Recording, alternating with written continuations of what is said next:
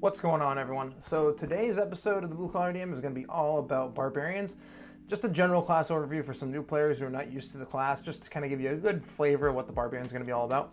Also, just want to let you guys know that we are planning to do that live stream game starting, again, soft start date of August the 12th. We've got a lot of really cool, exciting stuff coming forward. If you guys have any questions about that, make sure you leave comments down in the comment section. Also coming out of that live stream Monday, Wednesday, Friday here on Twitch. Link for that is down in the description below. There we talk about Game Master Prep, Dungeon Master Prep, world building, player characters, all that kind of cool stuff, and stuff related to the Barbarian, like you guys will see here in a minute. So without further ado, we're actually just going to jump into the Barbarian and break that thing down for some of you guys that have never played this game before, or people who are kind of looking to see what the Barbarian's all about. Do it. When we talk about Barbarians, first thing we think about is just big, brute, battle-raging, crazy guys that just charge in the battle, screaming bloody murder, really looking to take a big impact and take a big chunk out of the enemy and possibly tank. But not always the case. Sometimes they are, sometimes they can be just tanks. Sometimes they can be really good damage dealers, or sometimes they can just stand there and just beef everything. So we're actually gonna jump over the computer here so we can talk about the Barbarian. So we'll get right over there. And so, typically barbarians are normally going to be in your role-playing games, especially when your classic medieval fantasy style high magic kind of settings. They're going to be those that are going to kind of be in like different tribes that kind of travel around. They're usually not going to be, they're typically not smart, but you can have a smart barbarian. There's a lot of really cool ways you can play these things. They basically utilize this innate power within them, their rage, their anger, to kind of give them a little extra boost in the fight, but also be able to kind of negate some of the damage that's coming in because they're able to kind of push through it with that anger and with that extra surge of energy. So they like to live a life of danger. They're very much one of those kind of classes that's really going to jump into the fight. They're not going to have the biggest AC. They're going to take a lot of hits, but they're also going to take a lot of hits. They're going to take a lot of hits, but they're also going to take a lot of hits. That's really smart. No, they're going to take hits because they can tank hits. And what I mean by that is they're going to have a lot of damage. And we know this if we are experienced players. But if we're not, that's kind of the basic kind of methodology, is that barbarians are really good at taking a lot of damage because they have the biggest hit die, but they're also going to be able to half a lot of damage with their rage ability. And that's kind of the main thing they're getting. So if we look at this barbarian table as we kind of move forward, you can read some of this flavor text on your own on D&D Beyond if you'd like. We're actually going to get Rage and Armor Defense at level 1. We're going to see that we're going to get Reckless Attack Danger Sense. You can see everything that we're going to kind of look at here. We're going to go over the Path of the Berserker and Path of the Totem Warrior today. We're not going to get into the Storm Herald or the Ancestral Guardian or the Zealot or any of the other ones like the Wild Soul. Path of the Depths is a really cool one, but we're not going to get into that one or the Path of the Beast just because this would turn into a crazy long description of the Barbarian, and I want to make sure you guys are getting the most out of this. So we're going to go over the two basic ones, especially for new players jumping into the game for the first time.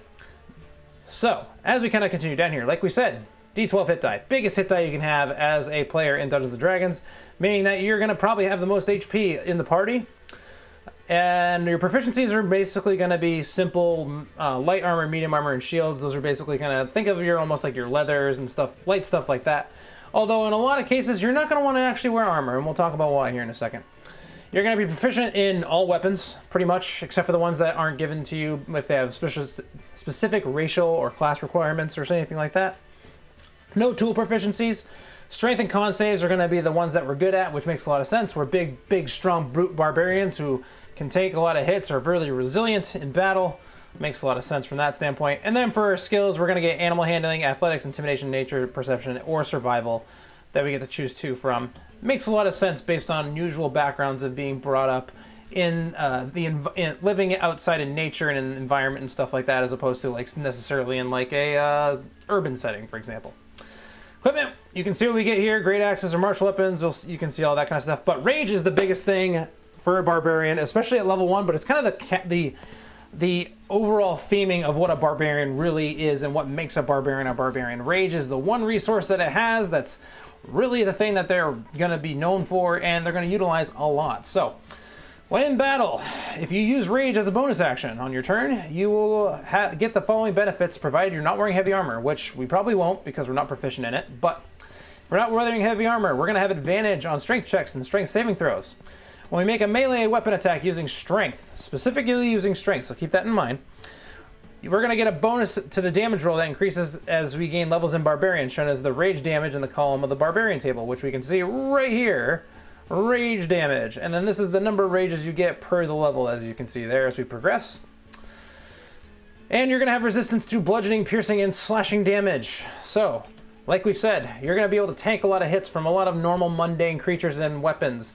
So anybody attacking with a sword or anything like that, you're going to be taking half damage if you get hit. Now, the reason why you're probably going to get hit a lot is because you can wear armor if you choose to, or you can have this armor defense, which your armor class is going to be 10 plus your dex mod plus your con mod. You can still gain the benefits of a shield with this benefit. The one thing that's cool about not wearing armor that's really helpful is usually you're going to have a pretty good constitution modifier, and typically for most armors, it's going to be a static number plus your dex mod, so there's a pretty good chance that 10 plus your con modifier is going to be higher than any armor you can actually wear. So there's a pretty good chance that armor defense is going to be the best for you, but it may only mean that you're going to have a 15 armor class at level 1, so you probably will get hit a fair amount, maybe a little under 50%, but you're also going to take probably under 50% of damage, effectively doubling, for lack of a better term, the amount of hit points that you can actually take hits on. By the way, your rage also lasts a minute, ends early if you get knocked unconscious, or if your turn ends and you haven't attacked a hostile creature since your last turn, or taken damage since then. You can also end your rage as a bonus action if you choose to do so. Once you've raged a number of times shown in the Barbarian level and Rages column on the Barbarian table, you must finish a long rest before you can rage again. So they recharge with long rest. As we continue to move, we got Reckless Attack here. So Reckless Attack sounds exactly what you think it would do.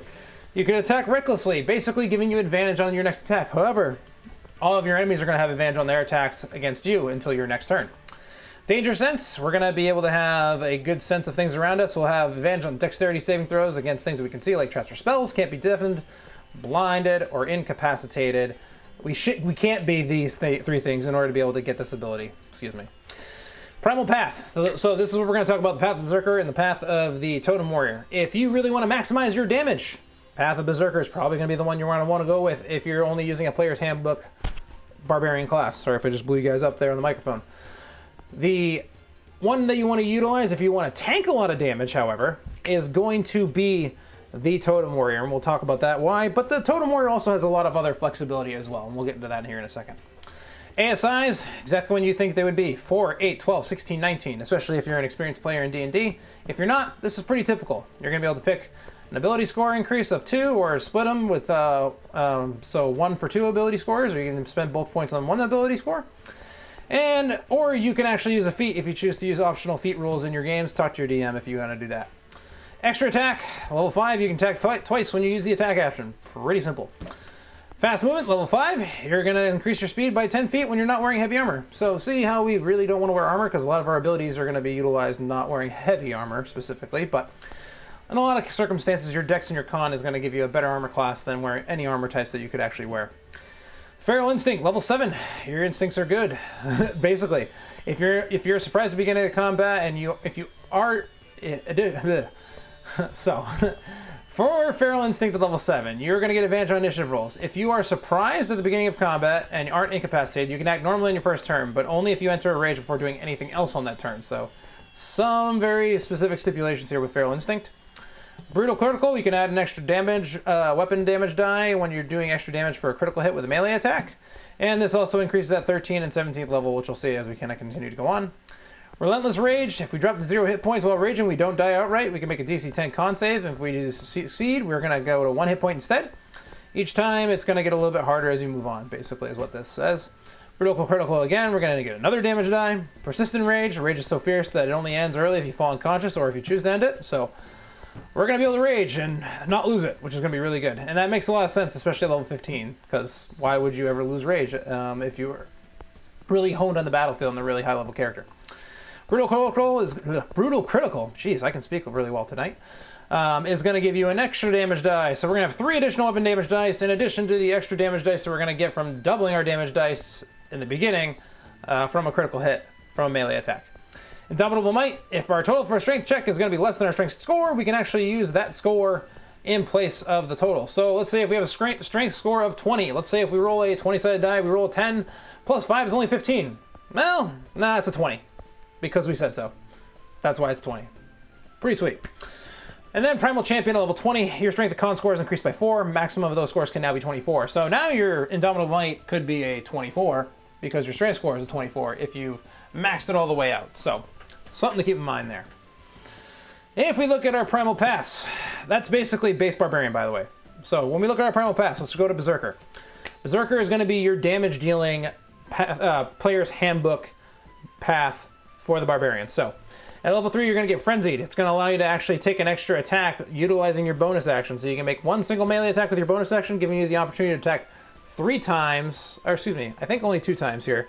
2 times at level 3, but you'll get 3 times at level 5. So basically, pretty cool little ability here when we get up there, because once we get to level 5, we're going to get that extra attack, so we'll be attacking 3 times per turn, really pumping out a lot of damage, especially if we're raged and we're actually adding that rage damage all those many times. It's going to be really fun. Mindless Rage, we can't be charmed or frightened while we're raging, and if we're charmed or frightened when we enter a rage, the effect is suspended during the duration of the rage. So if someone charms us before combat starts, and then we start combat and we rage, it's gone. And then if that person's dead at the end of combat, then we're not charmed anymore because there's no one to be charmed by. So pretty sweet. Intimidating Presence. We can actually try to frighten somebody with our menacing presence. We actually can try to scare a creature within 30 feet of us. They have to succeed on a wisdom saving throw, or they're going to be frightened until the end of our next turn. We can continue that effect if we choose to. It only ends if the creature is out of line of sight or more than 60 feet away from you. If they succeed on a saving throw, you can't use this feature again for 24 hours. This is going to require your action. So, how useful is it? It's there if you want to use it. That's my opinion on it. And then Retaliation, when you take damage from a creature within 5 feet of you, you can actually use your reaction to make attack back. So if someone hits you, you can be like, and actually take them out. So pretty cool there. So as you can see, a lot of damage being pumped out here because we can actually take those third attacks if we choose to Frenzied Rage.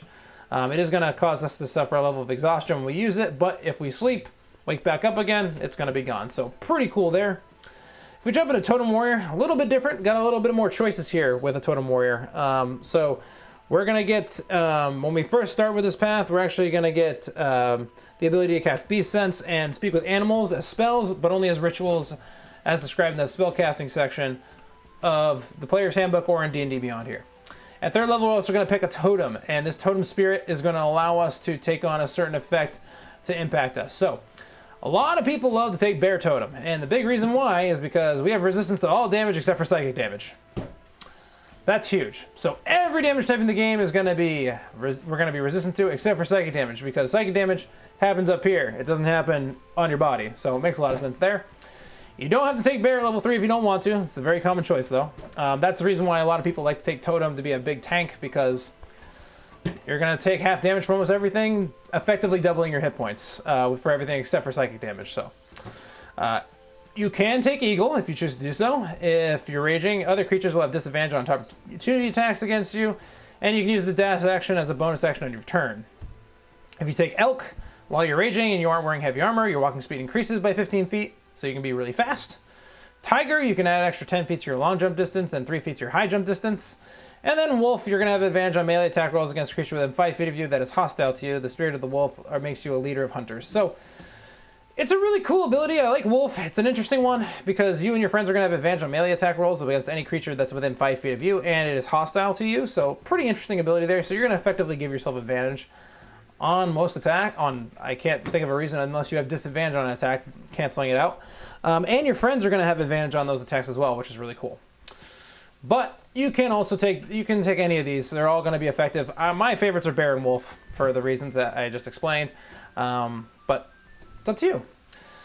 Once we get to level 6, we can pick a different totem. We can pick another totem. We don't have to go straight Bear the whole way. We can pick whatever one we want at each of these little levels. And you can choose the same one at level 3 or a different one like it says right here. You can take Bear, you have the Might of the Bear, your carrying capacity is doubled, and you have advantage on strength checks to push, pull, lift, or break objects. Eagle, you're going to get the eyesight of the eagle. You can see a mile away without difficulty. You can see fine details of something no more than 100 feet away from you, and dim light doesn't pose disadvantage on your perception checks. So, pretty effective little ability there. Elk, your travel pace is going to be doubled if you're on foot, and the travel pace of up to 10 companions as well, as long as they're within 60 feet of you and not getting capacity. You can read all that there. Tiger, you're going to get proficiency in two of these skills. And then Wolf, you can track other creatures while traveling at a fast pace, and you move stealthily while traveling at a normal pace. So, pretty cool there. And then Spirit Walker, we're going to get Commune with Nature at level 10 as a ritual, and we'll be able to utilize one of the spiritual versions of the totems that we picked to convey the information that we need as part of that Commune with Nature spell. Really cool thing. It'll tell you a lot of different cool stuff.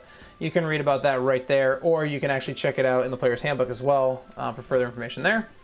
Totemic Attunement, you're going to get another totem to pick from. So you're going to pick Bear while you're raging. A creature within 5 feet of you is hostile to you, will have disadvantage on attack rolls against other targets other than you, or another creature with this feature. The enemy is immune to the effect or can't see or hear or can't be frightened. So certain stipulations there, but it's a very interesting ability. Elk, while you're raging, you can use a bonus action when you turn to move past through a space of a large or smaller creature. That creature must succeed on a strength throw or be knocked prone, taking bludgeoning damage. So kind of like you're barreling through them or something like that. Tiger, while you're raging, if you move 20 feet in a straight line towards a large or smaller object right before making an attack roll, you're going to get a bonus action to be able to make another melee weapon attack against it. Really cool. And then Wolf, while you're raging, you use a bonus action on your turn to knock a large or small creature prone when you hit it with a melee weapon attack. So really great for kind of swarming an enemy and getting a lot of advantage attacks with a lot of your friends. So really cool ability there. But that is basically the Barbarian. There's a lot of stuff there, especially with the Totem Barbarians and stuff like that. But for the most part, as you kind of talked about, Barbarians are kind of known for being those tough brutes that can really pack a big punch, hit a lot of damage, hit really hard, get a lot of their power from their rage and their ability to basically just be brick houses that are in the way of all your enemies. So if you guys have any questions about this, make sure you leave a comment down in the comment section on YouTube or in the chat here on the Twitch stream. Also, make sure you like, subscribe, all the cool stuff that the YouTubers and the Twitch people say. I hope you guys learned something, and until next time, happy gaming.